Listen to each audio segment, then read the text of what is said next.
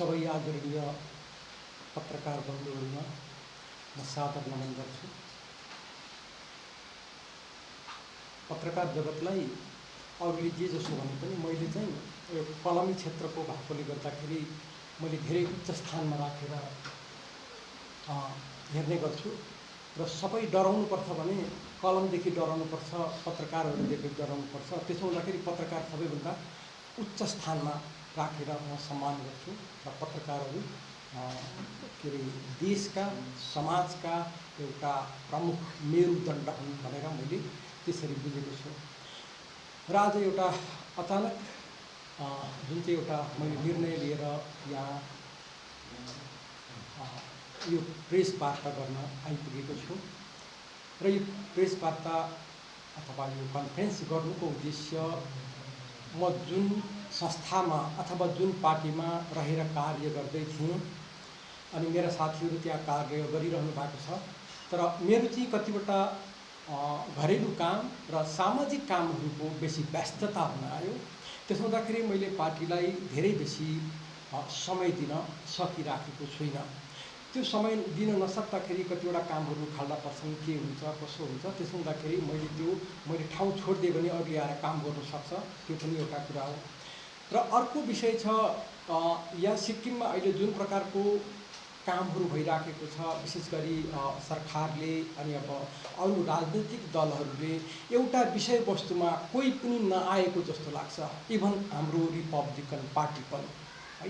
त्यो चाहिँ के हो भने सिक्किमको इतिहासमा भनौँ, त्यो पुरानो इतिहासमा नजाउँ, 1947 सालकै पछाडिको इतिहासलाई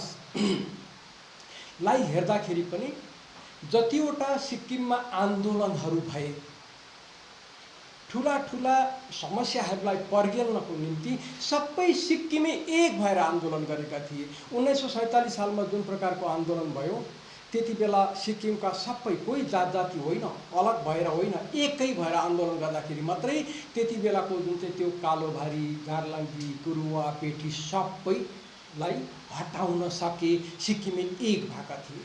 यसै गरेर त्यो बिचमा सानातिना आन्दोलन त भइरहे, तर एउटा जुन चाहिँ भीषण जन आन्दोलन भयो 1973 सालमा, त्यसमा पनि कोही जात जाति विशेष होइन, सिक्किमका भुटिया, लेप्चा, नेपाली पनि होइन, सबै सिक्किमे भएर आन्दोलन गरेका थिए र त्यो सक्सेस भएको थियो। 1973 को आन्दोलन पनि सक्सेस भएको थियो र त्यो सबै सिक्किमे भएर गरेको कारणले गर्दा भएको थियो।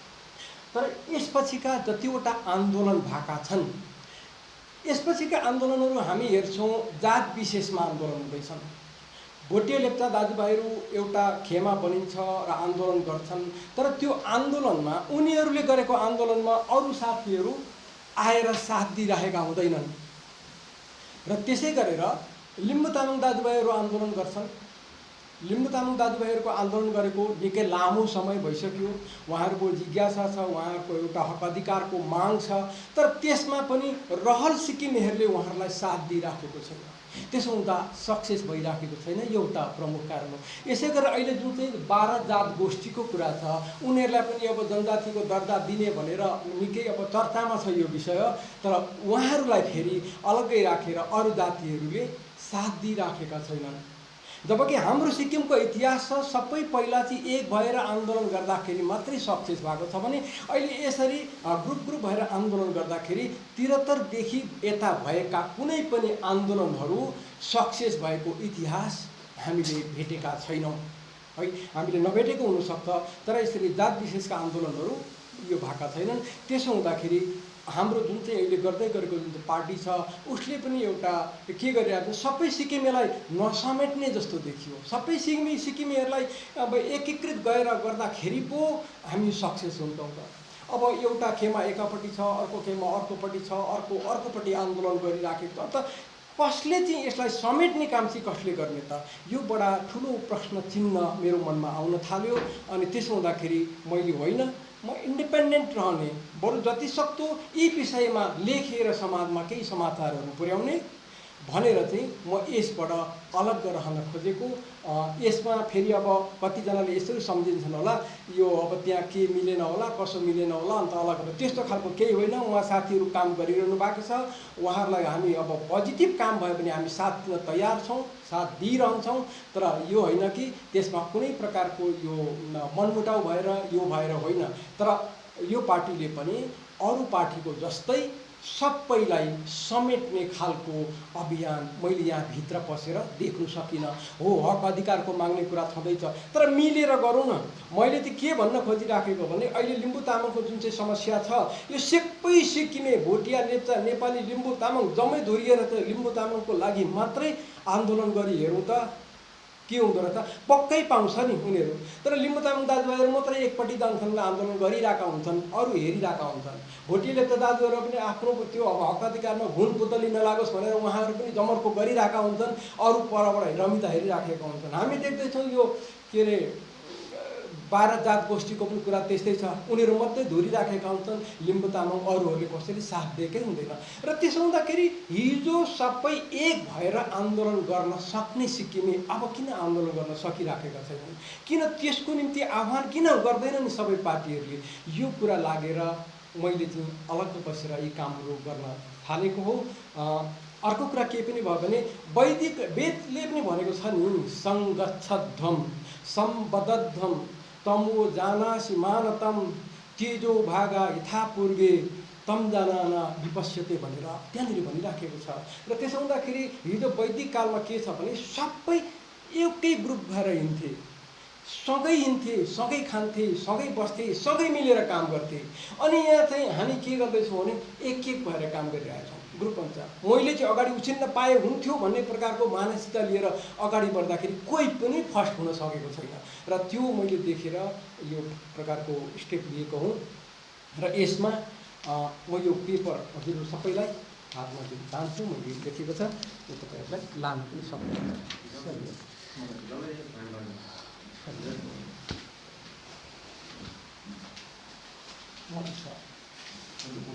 पुग्छ सर? र म यो पढेर सुनाउँछु पनि हजुरहरूलाई, त्यहाँनिर हेर्न सक्नुहुन्छ। प्रेस विज्ञप्ति विषय पार्टीको पद तथा सदस्यताबाट राजीनामा। म चक्रपाणी शर्मा सिक्किम रिपब्लिकन पार्टीको कार्यकारी अध्यक्ष आजकै मितिदेखि आफ्नो पद तथा प्राथमिक सदस्यताबाट स्वेच्छाले राजीनामा दिइरहेछु। घरेलु तथा सामाजिक कार्यहरूमा व्यस्त रहनुपर्दा यो निर्णय लिएको हुँ। त्यसो त केही समय अघिदेखि नै पार्टीका कार्यक्रमहरूमा म निष्क्रिय थिएँ। यद्यपि सिक्किम र सिक्किमेको भविष्य देखेर अवश्य चिन्तित छु। अनि सिक्किमका राजनीतिक पार्टीहरूले सबै सिक्किमेलाई एक हुन आह्वान गर्न नसकेको देखेर चकित पनि छु। यहाँ सबै सिक्किमेलाई समेटेर गरिने राजनीतिलाई मात्र सबै सिक्किमेले स्वीकार गर्छन्, जुन ध्रुव सत्य हो अनि सिक्किमेको उदारता पनि हो। राजनीति सन्दर्भकै कुरा गर्दा यहाँ राख्न पर्दा बाहिरबाट हेर्दा सुन्दर, स्वच्छ र शान्त देखिने सिक्किम भित्र वैचारिक रूपले धेरै अशान्त छ। सन् 1973 भन्दा अघिका कुनै पनि आन्दोलन सिक्किमेहरू एक भएर गर्ने गर्थे, जातका कुरा हुँदैनथे। उदाहरणको लागि 1947 देखि भएको आन्दोलनलाई लिन सक्छौँ। त्यस्ता विद्यमान उत्पीडक कानुनहरू हटाउन नामथाङमा जन्मिएको मेम्बर पार्टी, तिमितार्कुमा जन्मिएको प्रजा सम्मेलन पार्टी, च्याखुङमा जन्मिएको प्रजामण्डल पार्टी र गान्तोकमा जन्मिएको प्रजा सुधार समाज पार्टीका कार्यकर्ताहरूले आफ्नो निजी स्वार्थलाई पर सारेर सबै पार्टीलाई सिक्किम स्टेट कङ्ग्रेसमा विलय गर्दै राजालाई चुनौती दिन सक्ने शक्ति तयार पारेका थिए। जुन शक्तिले त्यस्ताका कालोभारी, झारलाङ्गी, कुरुवा, बेठी तथा जमिनदारी प्रथा जस्ता कष्टकर कानुनलाई हटाउन सफल भयो। यसै गरी सन् 1973 को जनआन्दोलन पनि 1947 को जस्तै भोटिया, लेप्चा, नेपाली नभएर सिक्किमे भएर गरेकै कारण सफल भएको थियो। तर यसपछि सिक्किमे एक भएर कुनै आन्दोलन गरेको इतिहास छैन। आश्चर्य लाग्ने विषय के छ भने सिक्किम भारतमा समाहित भए तापनि धेरैपल्ट आन्दोलनहरू भए तर ती सबै जाति विशेषमा केन्द्रित रहेर भए। उदाहरणको लागि सिक्किममा भोटिया लेप्चाहरू आफ्नो अधिकारको लागि आन्दोलन गर्छन्, तर अरू जातिले जाँगर चलाएर साथ दिएको देखिँदैन। लिम्बू तामाङ आफ्नो अधिकारको लागि आन्दोलन गर्छन्, तर अरू जाति मद्दतका लागि अघि सरेको देखिँदैन। यसरी नै 12 जात गोष्ठीलाई जनजातिको दर्जा दिने कुरा पनि निकै चर्चामा देखिन्छ। यहाँ पनि यस्तो मात्र साथ दिनुपर्छ भनेर अरू जाति अघि आएको देखिएको छैन। जनतामा यस्तो अनेकताको बीजारोपण अदूरदर्शी नेताहरूले नै गरेका हुन्। धेरै वर्ष अघि सिक्किमेको अनेकता थाहा पाएका उत्तर प्रदेशका सांसद जगदीश प्रसाद माथुरले सन् 1980मा संसदमा सिक्किमको सन्दर्भमा बोल्दै भनेका थिए, मैले बुझेअनुसार सिक्किममा एउटा जातिले अर्को जातिबाट सहयोग पाइन्छ भनेर विश्वास गर्दैनन्। जगदीश प्रसाद माथुरले भनेको त्यस बेला उनीहरूलाई अर्को जातिमाथि भरोसा र विश्वास छैन भनेका थिए। यस्तो अनेकताले सिक्किममा कसैको भलाइ भएको छैन, हुने पनि देखिँदैन। नेताले इच्छा शक्ति सुदृढ गरेर सबै सिक्किमेलाई धुर्याउन सकेका भए सन् 2006मा नै लिम्बू तामाङको हक अधिकार प्राप्त भइसकेको हुने थियो। यसरी नै अरू जातिका माग पनि पूरा भइसकेका हुने थिए। यो सबै इच्छा शक्ति कमजोर भएका नेता हुँदाको परिणाम हो। सत्तामा पुग्नकै लागि मात्र गरिने राजनीतिले जनताको आकांक्षा कहिले पूरा गर्न सक्दैन, जो सिक्किममा भइरहेको छ। हरेक आन्दोलनमा एक भएर अघि बढ्ने हिजोका सिक्किमे जनतालाई आज जातका आन्दोलनमा अल्मल्याइएको छ। प्रतिद्वन्दी पार्टीको मान्छेलाई हेरे जस्तै हेर्ने बनाइएको छ। तर यसरी जातको राजनीति गर्नेहरूले आजसम्म कुनै जात विशेषकै पनि आकांक्षा पूरा गरिदिएको इतिहास छैन। यस्तो इतिहास नबनियोस् पनि। सिक्किमे जनताले कहिले पनि विकास र सहुलियतका लागि आन्दोलन गरेको इतिहास छैन।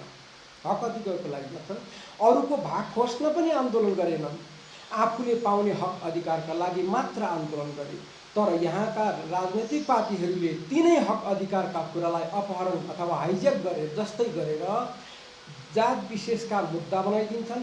अनि यसैले आफ्नो चुनावी मुद्दा बनाएर भोट जित्छन्, सरकार बनाउँछन्। पछि मुद्दाको कुरा उठे बहानाबाजीले आकाश छुन्छ, तर मुद्दा जहीँको तहीँ रहन्छ। समय बित्दै जान्छ, मुद्दाहरू सेलाउँदै जान्छन्। फेरि अर्को चुनाव आउँछ। भानु जयन्तीको अघिल्लो दिन दौरा सुरुवाल टकटक्याए जस्तै फेरि यिनै मुद्दा टकटक्याएर चुनावी मुद्दा बनाइन्छ। यसरी सत्तारूपको जाँतो घुमिरहन्छ।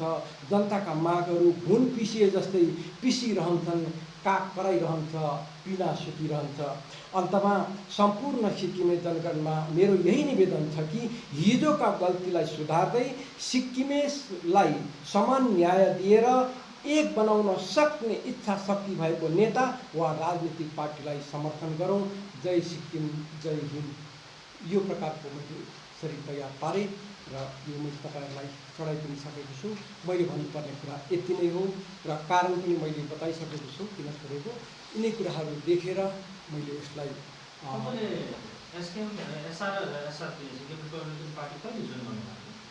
यो पार्टी जन्मिएको भन्नुभएको मैले जोइन गरेको त पार्टीमा जोइन गरेको त 27 फेब्रुअरी 2017। हजुर, म वर्किङ प्रेसिडेन्ट